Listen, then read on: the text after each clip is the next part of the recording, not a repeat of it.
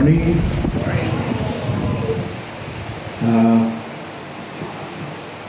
Maraming salamat sa Diyos, una-una, sa pagkakataon ito na kayo'y makasama sa pananambahan ngayong umaga. It's a good experience. Yung mga medley songs, praise God.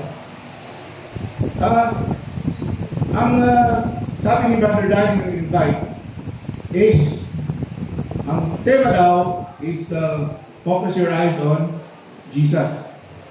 Ngayon po, parang bagong taon, I'm sure marami kayong kasama ko, meron tayong mga tinatawag ng New Year's resolution.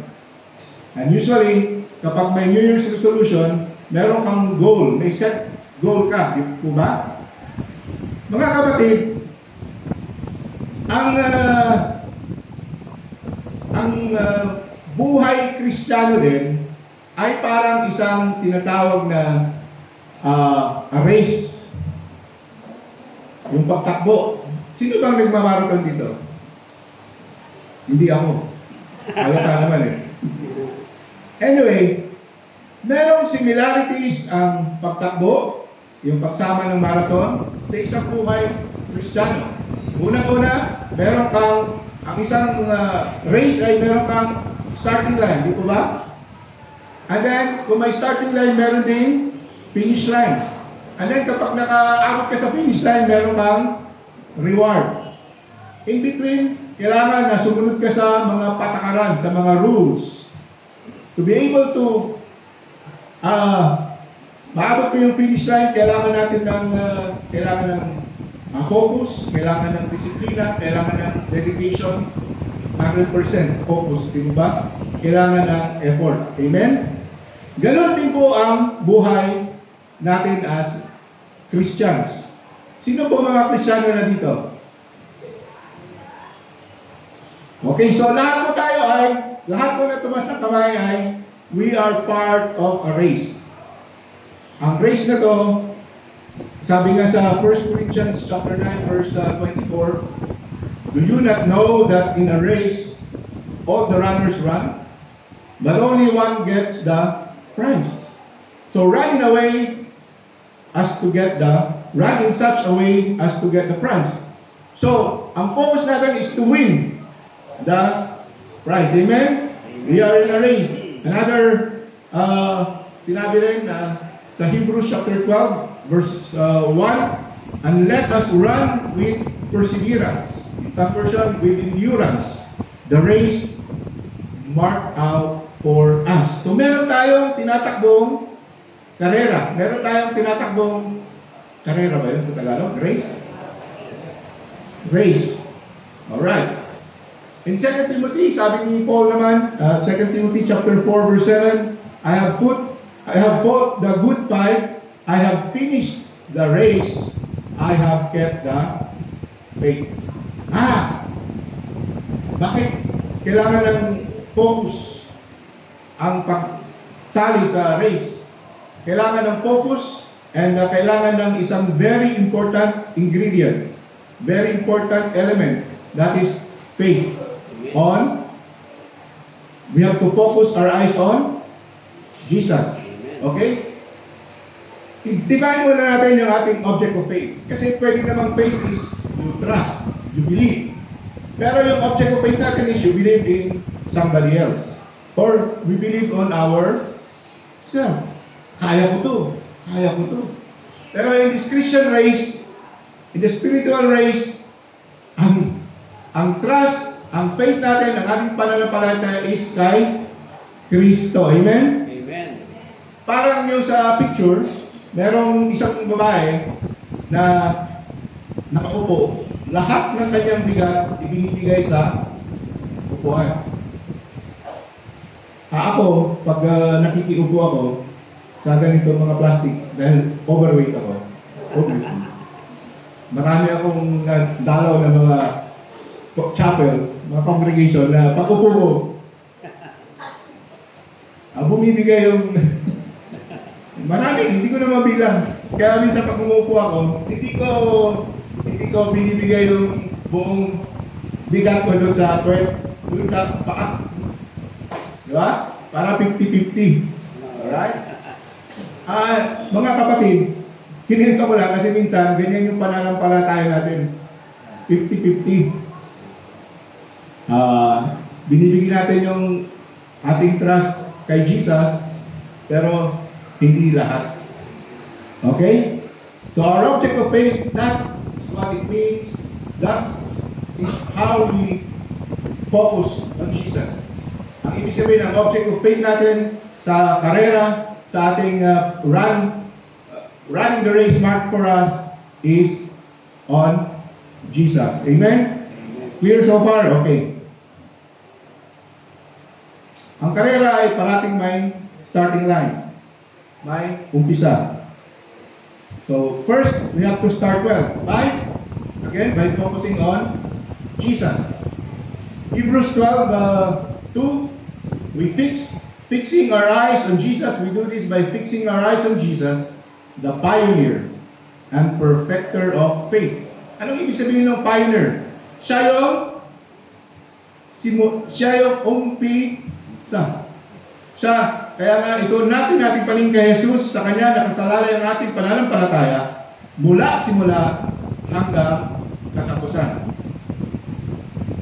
So, kailan ba tayo nag-umpisa? Mga kapatid, kailan tayo naniwala kay Kristo? Kailan natin binigay yung ating buong pananampalataya kay Kristo? Kailan?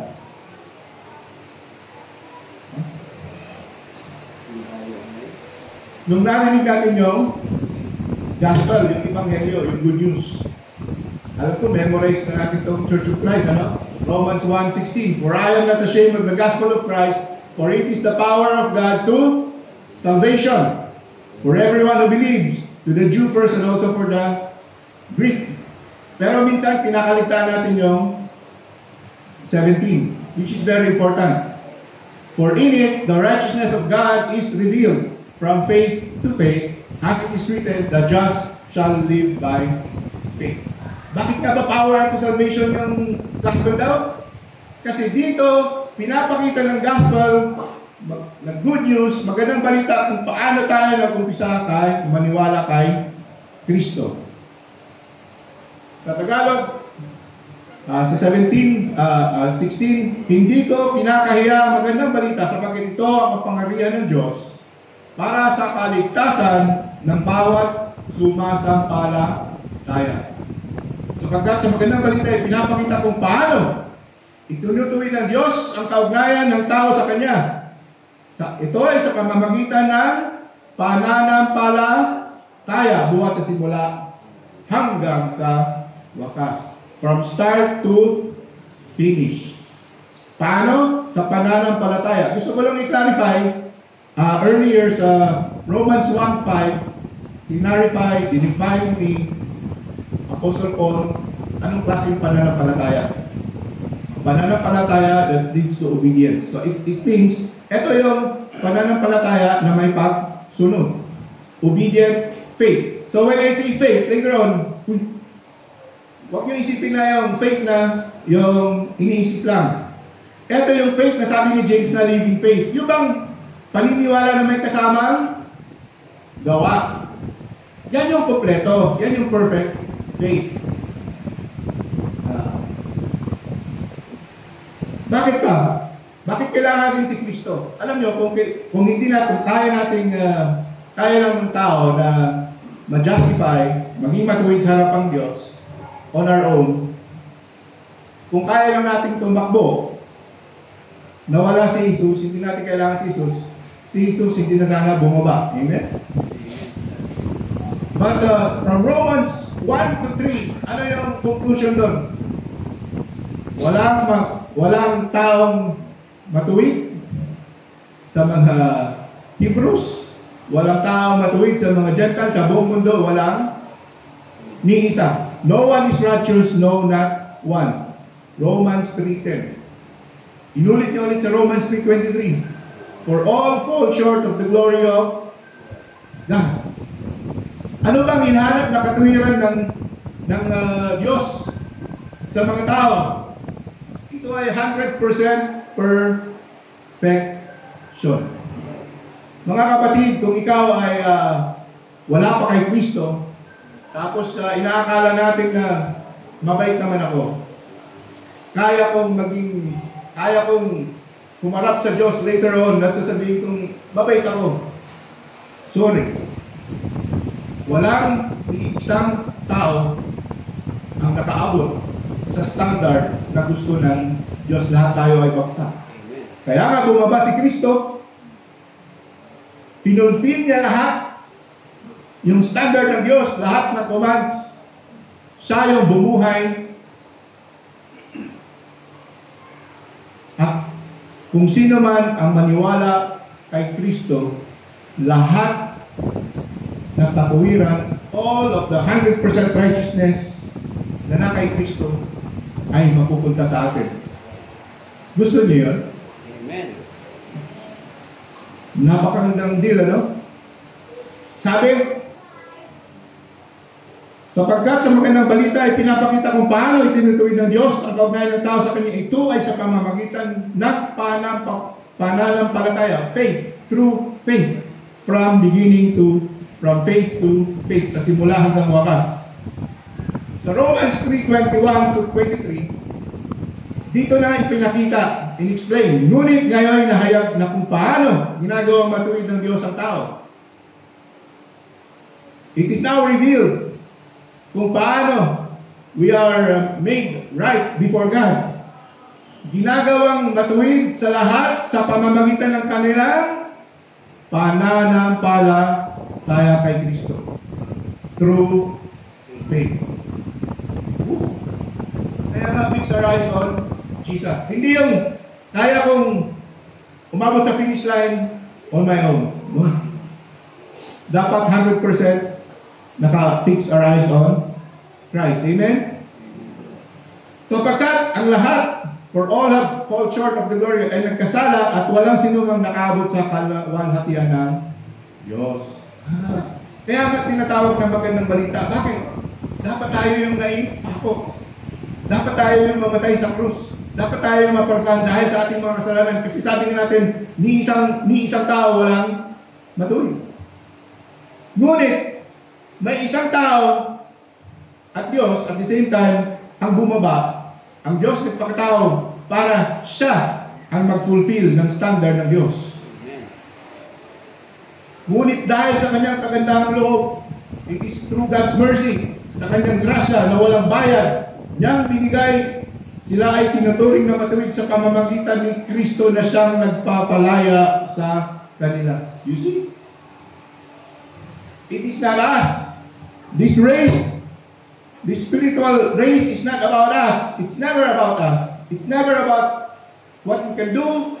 It is always about Jesus. Kaya nga, fix your eyes on Jesus. Focus your eyes on Jesus. Siya ang inalay ng Diyos bilang handog upang sa pamamagitan ng kanyang dugo ay magpatawad ang kasalanan na lahat na sumasampalataya sa Kanya. Di ba sabi natin, dapat tayo yung pinako, dapat tayo yung mabuhos ang dugo? Parang, proxy. Alam niyo yung proxy?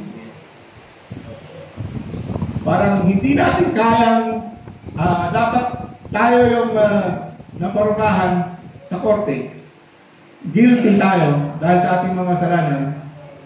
Pero sabi ni Kristo, aakuin ko na lang yung kasalanan nila. Aakuin ko na lang yung kasalanan kung sino mang maniniwala sa akin. Bakit gano'n? Sa 26, ginawa ito ng Diyos upang patunayan siya ay matuwid. Pag isang judge, kunwari ako, nakasagasa ako dyan, namatay, yung nasagasa ako, pumunta kami sa korte sa judge, sasabihin kong, Judge, total, nagbabayad naman akong tax. Total, nagbo-volunteer naman ako sa medical mission. Tumutulong ako sa ganito. Pwede bang, ano tawag? Pwede bang i-absuelto na lang yung parang kabutihang loob ko, yun na ba yung pambayad doon sa pinatay ko? Pwede ba yun? Pag pumayag yung judge ay hindi. Patas, di ba? Walang justice. Pero mapaparusahan ako dahil sa kasalanan ko. Minsan ganun yung thinking natin eh. Marami na akong magandang ginawa. Pwede na. Well, that's wrong. Pero Diyos, sabi niya lahat ng magkasala ay mamamatay, di ba? So, kailangan may mamatay, kailangan may dugo. Kasi kailangan ng kapatawaran ay may dugong lalabas. Kaninong dugo? Kaninong dugo ang pinangbayad sa atin? Dugo ng kanyang buktong. Wow. Kaya nga, that is good news. Dapat tayo ang maparusahan, si Kristo ang naparusahan. Dapat tayo mamuhay ng perfecto, sa standard ng Diyos, si Kristo ang namuhay ng perfecto. Nung tayo nagkaroon ng pananampalataya kay Kristo, nakuha natin yung kanyang righteousness, yung katawiran, at ibinigay pa natin yung ating mga kasalanan. Magandang balita ba yun? Amen. That is good news. Kailan tayo? Kailangan na perfecto yung ating pananampalataya. Nung tayo ay nag-obey. Amen? Kailan tayo nahugasan? Kailan tayo nahugasan na justify ng dugo ni Kristo? Walang iba. Hindi sa panalangin lang, hindi sa mental pag-iisip ko lang, nasa puso ko lang. Kundi, nung tayo daw ay inilibing. Therefore, we were buried with Him by baptism into death, in order that Jesus Christ was raised from the dead by glory of the Father, so we too may walk in a new way of life. Doon pala nag-umpisa ng ating pananampalataya. Sa karera, yun po yung ating starting line. Amen? Amen. Ang karera, ang tinatawag na foot race ay nag-umpisa sa mga Grego. Di ba? Kaya nga ang Olympics galing sa kanila. Ngayon, meron ang rules to participate is, of course, kailangan sumunod ka sa rules. Meron pang dress code. Anong dress code nila? Dapat hubad-hubad. Para walang dayaan daw. Pangalawa, dapat citizen ka. Dapat isa kang citizen ng Greece para ka makaparticipate. So mga kapatid, sino yung nabautismo sa atin ngayon? Lahat po tayo ay meron ng dress code. Lahat po tayo ay anak na ng Diyos. Lahat po tayo citizen na ng langit. We are now participating whether you like it or not. Lahat po tayo ay tumatakbo na sa karera. Amen? Amen. Alright. So, lahat daw tayo na nagpalataya kay Kristo ay sinunod natin siya nung tayo ay nabautismuhan. Okay. So, kaya nga, it is very important sa picture. Alam mo kung bakit nagkukumpol sila sa gilid? Kasi kung sa circuit yan, circuit race, mas malapit, mas maliit kasi yung ring sa loob. Gusto nila ng shortcut. Sa karera po ng pananampalataya, ng spiritual life natin, sa pananampalataya, wala pong shortcut. We have to start with the author. We have to fix our eyes.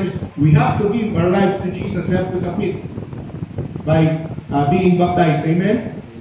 Alright. So, lesson number 2. We have to run well. Pwede namang mag-umpisa ka, pero papetiks-petiks na lang, di ba? Maganda lang sa parang, di ba ganun minsan yung pang ano lang, pang picture lang, pang Instagram lang, pumuporma ka ng umpisa, takbo, tapos pag may picture na yung okay na. Petiks-petiks na lang, no? We do this by fixing our eyes on Jesus, looking unto Jesus. Ang fixing our eyes is a compound word sa Greek word, no? Dalawang word siya, apo at saka apo rentes. It means two things. looking away from something else. So, hindi ka titingin sa iba. And second, it means looking intently on something. And then looking intently on something. For example, ganyan. Nakikita niyo sa picture? Looking intently sa kanyang cellphone. Hindi niya na napapansin na may butas, may manhole. Mga kapatid, dapat ganyan din yung ating attitude. When we focus on Jesus, kay Jesus lang, wala na tayong distractions. Ano? Hindi na nakikita yung paligid, masama man o maganda. In Colossians chapter 3 verses 1 to 2, sabi, since then you have been raised with Christ, set your hearts on things above. Lahat ng mga nakapunta ng PBC sa Baguio, memorize nito. Ito yung pinipicturean doon sa Philippine Bible College. Set your heart on things above, where Christ is seated at the right hand of God. Set your mind on things above and not on earthly things. Ang mga bagay na panlangit ang isaisip ninyo, hindi ang mga bagay na panlupa. Tama nga naman, at first we can be excited, no? Kung tayo nag-umpisa, niliwala tayo kay Kristo, makabaptize natin, ang init-init ng ating pananampalataya. Pero after a while, nawawala tayo sa focus. Kaya nga, in Hebrews 12:1, para maganda yung ating pananakbo, yung ating karera, kailangan ay alisin natin yung mga balakid. Lay aside every weight. Yung mga pabigat daw, let us strip off every weight that slows us down. Or let us throw off everything that hinders us. So, kita mo yung picture, parang ako yan. Hindi. Joke lang. Kapag mabigat yung katawan mo, may hirapan ka talagang tumakbo, may hirapan kang umakyat, parang nahihinter siya, no?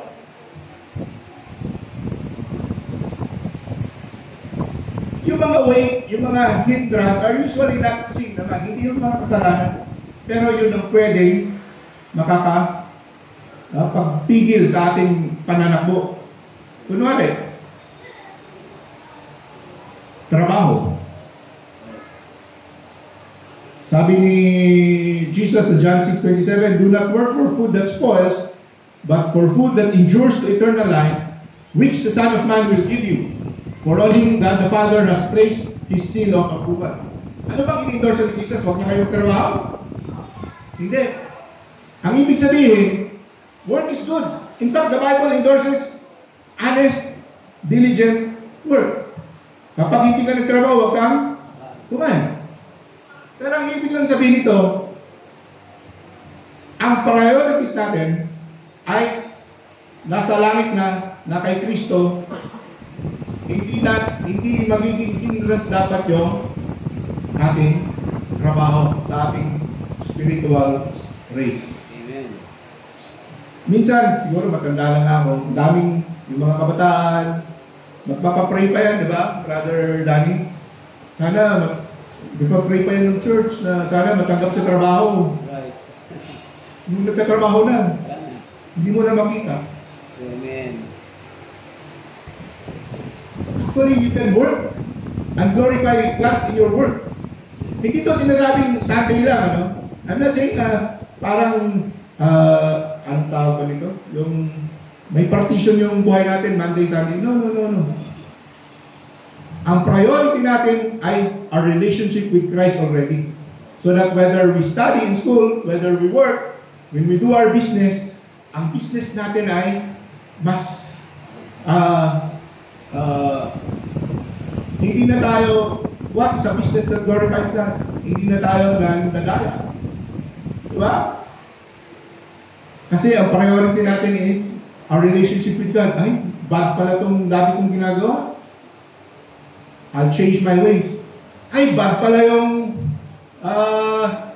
pagtatrabaho ko na yung pakitang tao. So kagalingan ko because now I work no longer for my earthly master, but for God. So ang priority natin is always our spiritual life. Because ang tao may physical na katawan, which is kailangan suportahan, at more importantly, meron itong kaluluwa, the soul. Kaya nga sabi ni Kristo, man does not live by bread alone, but by every word that proceeds out from the mouth of God. So sa picture, ikita natin sa paligid natin, yung walang pananampalataya kay Kristo, sabi yun sa Matthew 6, saan sila, ano yung inahabol nila? They run after the food, clothing, and earthly things, di ba? Pero, sabi ni Jesus, in Matthew 6:33, but seek first the kingdom of God and His righteousness, and all these things shall be added unto you. Pero minsan, binabaliktad natin eh. Lord, sandali lang Lord, busy pa ako. Ang ginagawa natin, seek first all these things, and then the Lord will be added kapag may time. Sorry. Minsan, it shows our priority. Sino ba talagang priority natin? Si Kristo. That's why focus our eyes on Jesus. Minsan, marami akong mga kaibigan din. Okay naman yung hobbies. Minsan, inaya ako. Brad, sama ka, mag-inom tayo, mag-ride tayo. Okay yan, gusto ko yan. Pero sandali, di ba, ang rides lang, yung mga big bike, Sundays, baka naman mag-istorbo yun sa ministry natin, di ba? Si 1 Timothy, and 1 Timothy 4:7, mukhang ito si young Timothy, mahilig din sa, ano ba, mukhang parating nag-gym. Because nasa Ephesus siya, no? Mukhang ang Greeks kasi sa kanila healthy body, healthy mind. They're very fit. Parati silang nag-ensayo, nag-exercise. Kaya nga ni-remind siya ni Pablo, have nothing to do with godly myths, an old God's tale. Rather train yourself to be godly, for physical training is of some value, but godliness has value for all things, holding promise for both the present life and the life to come. Bukang naubos, instead na mag-ministry si Timothy, bukang naubos sa gym. Pag nakakita ko ng Green Adventure, naalala ko yung kabatch ko ng high school and college. Ka-schoolmate kami. Tapos naging believers sila. Kasama ko sa Midtown Church of Christ noon. Pero nung dumating yung kanyang mother-in-law, mag-asawa pa sila. Tuwang-tuwa ako kasi, di ba? Pag may gano'n, kasama mo sa faith, kasama mo sa church, tapos magkakabas kayo, di ba? Iba rin yung saya, di ba? And then, dumating yung mother-in-law niya, sabi, galing abroad, sabi, ano pa naman yung congregation niya? Bawal pa akong magpa-ballroom. Dancing.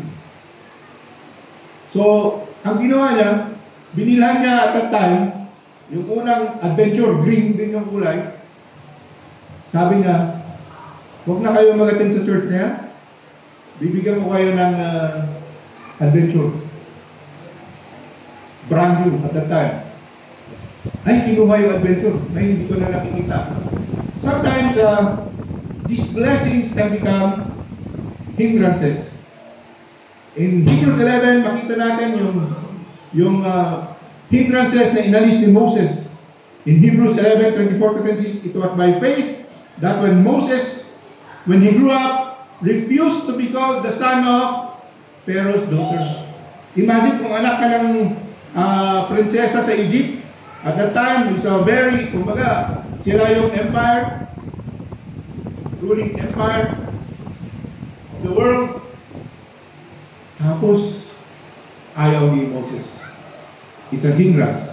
He chose to share the oppression of God's people instead of enjoying the fleeting pleasures of sin. He thought it was better to suffer for the sake of Christ than to own the treasures of Egypt, for he was looking ahead to his great reward. Wow! Ang tinanggihan ni Moses is yung kanyang status, yung kanyang fame, yung kanyang fortune. At pinili niya sumama sa mga slaves. Amen? Si Abraham, ano naman ang hindrance na tinanggal ni Abraham?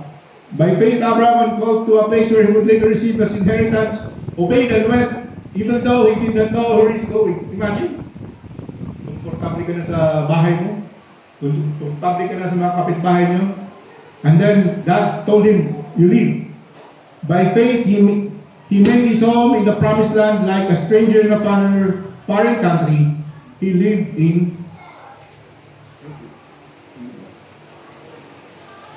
pinagpalit niya, iniwanan niya yung kanyang mga properties, yung kanyang normal na bahay, at siya ay namuhay sa tent. In 11:17, by faith, Abraham, when God tested him, offered up Isaac as his sacrifice. Woo! Imagine, you will become the father of nations. Binigyan ka na ng anak, Lord, eto na, thank you. Tapos, sasabihin ng Diyos, give it up. But then he offered. He who had embraced the promise was about to sacrifice his one and only son. Ganyan po, mga hindrances. Kaya nga, we have to look. Sabi mo, Brad, ang tindi, ano? Ang hirap pala maging Kristiyano. Ang dami pala natin i-give up ng mga hindrances. Kaya nga, we look to Jesus, ano? Before we complain. Alam niyo ba kung anong, we realize kung anong iniwan ng Diyos para sa atin? Para mamatay sa krus? Yung kanyang pagka-Diyos.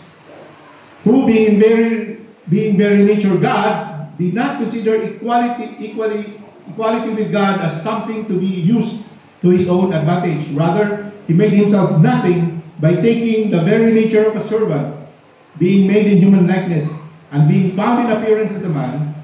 He humbled himself by becoming obedient to death, even death on a cross. So kung may mga sakripisyo na tayong gagawin, bago tayo magreklamo, focus our eyes on Jesus. Amen. Okay? Hindi lang yung mga pabigat, and let us lay aside every weight, and the sin that easily ensnares us. The sin that entangles, the sin that trips us. Kaya hindi tayo nakakatakbo, hindi tayo nakakagalaw spiritually, kasi tayo ay nalumpo sa kasalanan. Parang sa picture. Parang ako lang yan. Minsan, dahil sa sobrang bigat ng katawan, ang daming sakit. Wala kasi akong kasama ditong malaki. Nonoy. Pag sumakit yung likod, di ka na makagalaw, di ba? Di ka na makabangon.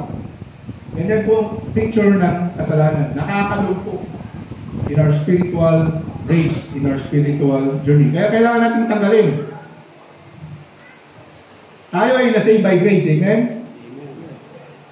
Where sin abounds, grace abounds. So, ang tendency, total, may grasya naman. Shall we continue living in sin? What shall we say then? Are we to continue in sin that grace may abound? By no means. How can we die? How can we who died to sin still live in it? Do you not know that all of us who have been baptized into Christ Jesus were baptized into his death? We were buried therefore with him by baptism into death, in order that just as Christ was raised from the dead, with the glory of the Father, we too might walk in the newness of life. Born again na po tayo, matapos tayo baptismuhan. Kaya dapat magbago na tayo. Magandang paalala yan, magbago na kasama ko. Bagong taon, bagong buhay, bagong umpisa. This is a message for all of us. Romans 6, verses 1 to 4. Don't worry. Minsan, Brad, ang hirap talaga eh. Iba naman kasi yung kasalanan mo, iba rin yung kasalanan mo, hirap. Sabi nung sa Hebrews 12:4, huwag na kayo mag-inarte. In your struggle against sin, you have not yet resisted to the point of shedding your blood. Si Jesus nga yung nagbigay ng kanyang dugo. Amen? Alright. And remember, when we were baptized, we received the gift of the Holy Spirit. Di po ba? Ano ba yung gift sa Holy Spirit? The Holy Spirit lives within us. Those who are still under the control of their sinful nature can never please God. But you are not controlled by your sinful nature. You are controlled by the Spirit if you have the Spirit of God living in you. Lahat ng Kristiyano, lahat ng tumanggap kay Kristo ng bautismo ay meron ng nakatirang Holy Spirit. Ang other name of the Holy Spirit is a helper. Siya yung kaagapay. So we cannot really say na ang hirap ng bago bro. Ang hirap mag-umpisa ulit. That is wrong. Because God has given us the spirit of freedom. Not to fear, no? And remember, those who do not have the Spirit of Christ living in them do not belong to Him at all. So kung wala pa ang Espiritu Santo sa atin, wala pa tayo kay Kristo, we have not even started the race. So, focus on ours in Jesus. Ang ganda, no? Nakapag-umpisa tayo, meron pa tayong kaagapay. Meron pa tayong kasama sa ating pagtakbo. The Holy Spirit who lives within us. Napakaganda, ano?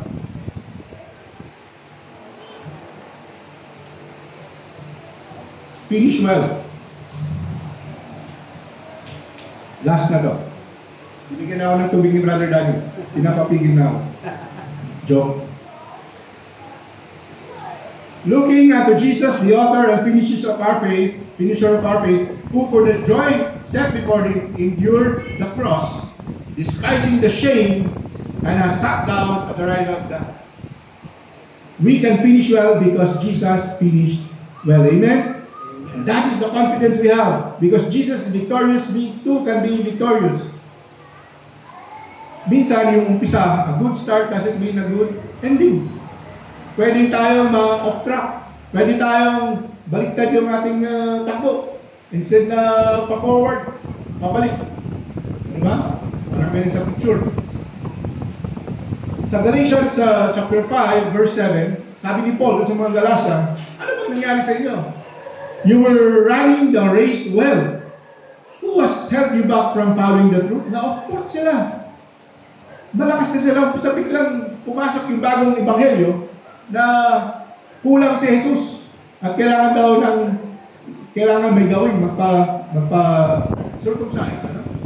So be very careful sa ating pagtakbo. Pwede tayong makatanggap ng habang nakapokus tayo kay Kristo.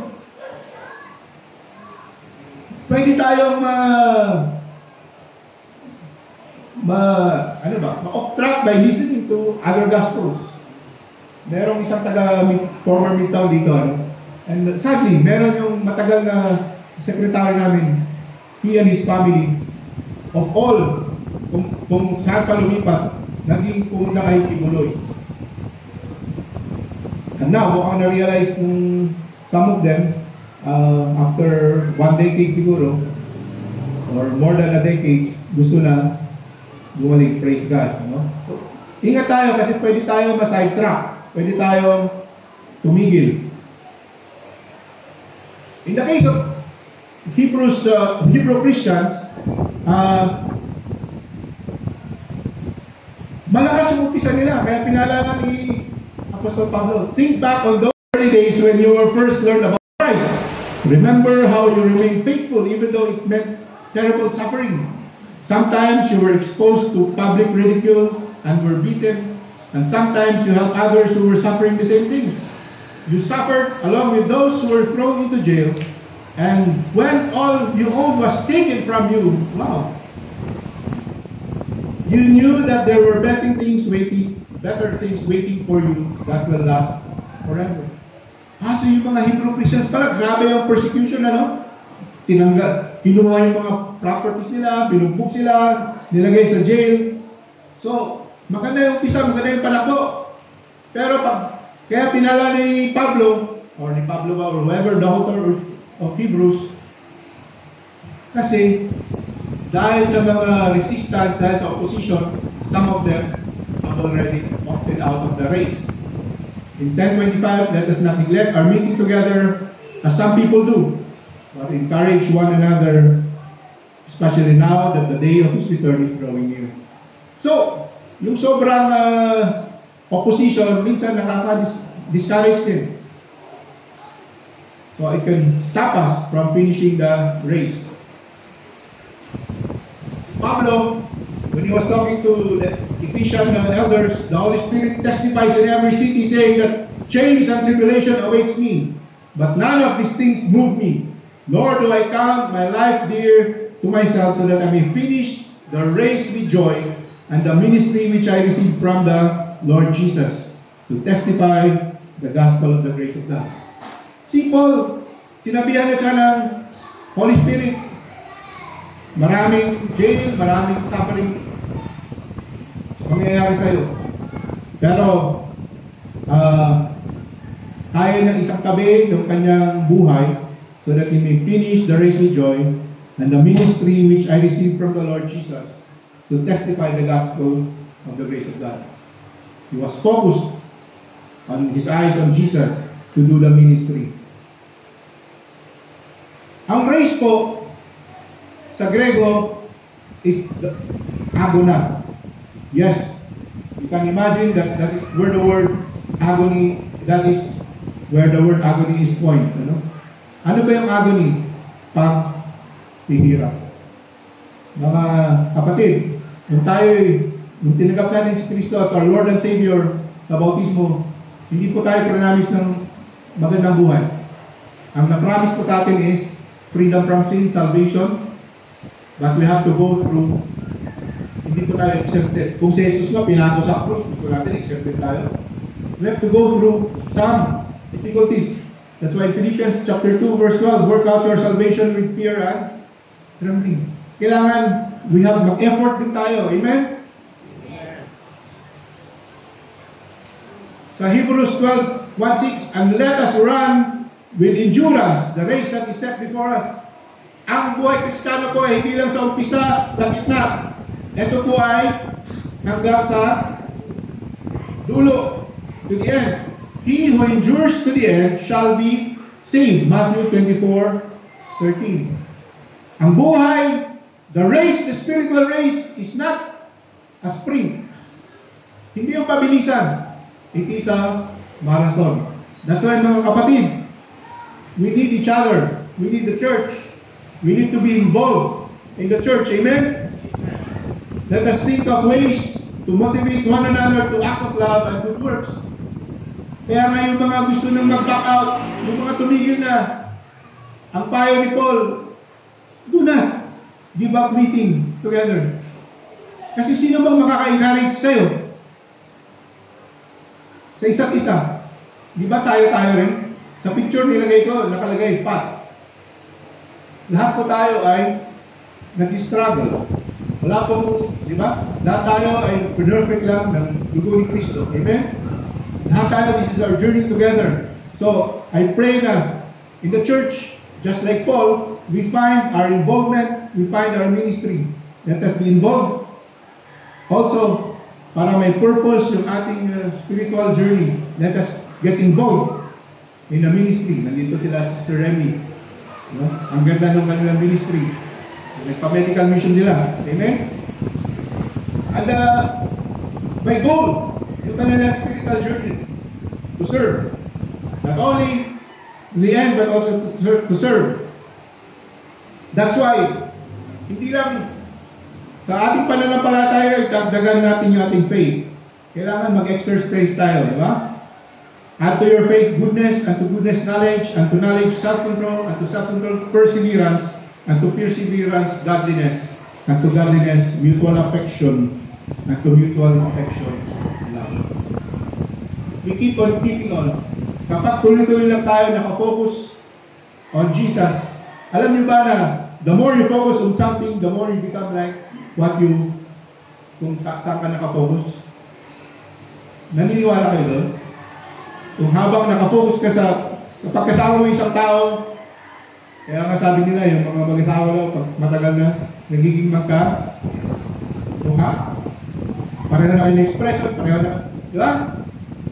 Ganun din po tayo. The more we keep on running with Jesus, with our focus on Jesus, yung ugali natin mag-iiba din, mag-i-improve na kagaya kay Jesus. Romans 8:12, whom He foreknew, He also predestined to be conformed to the image of His Son. Right?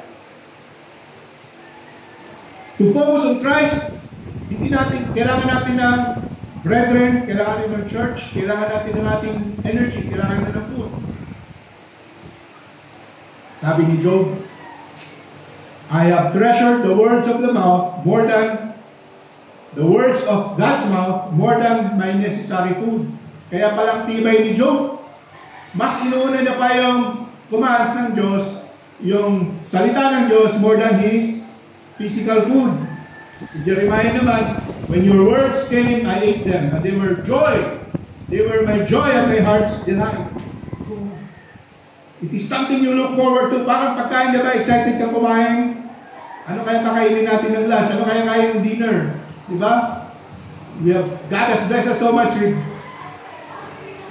choices now.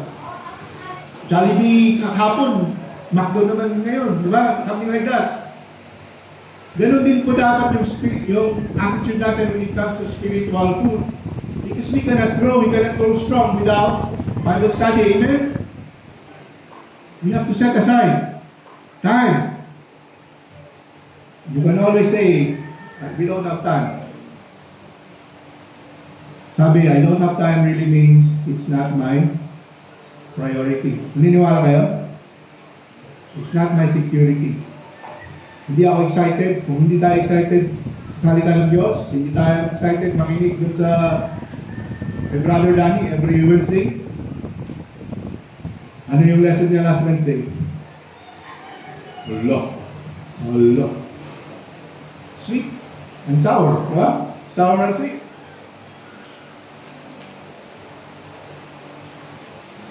Reality check. Sabi nila, you will know your priority. You will know your security. Kapag nakaproblema tayo, anong una natin ginagawa? Kapag nakaproblema tayo, punta tayo sa social media. Mag-rant doon. Ang ating social media ang ating security.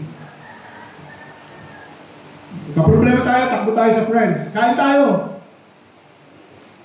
Huwag naman sana, mag-inuman tayo. That's wrong. Your security somewhere.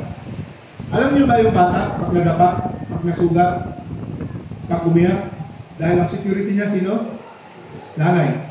Sisigaw ng nanay.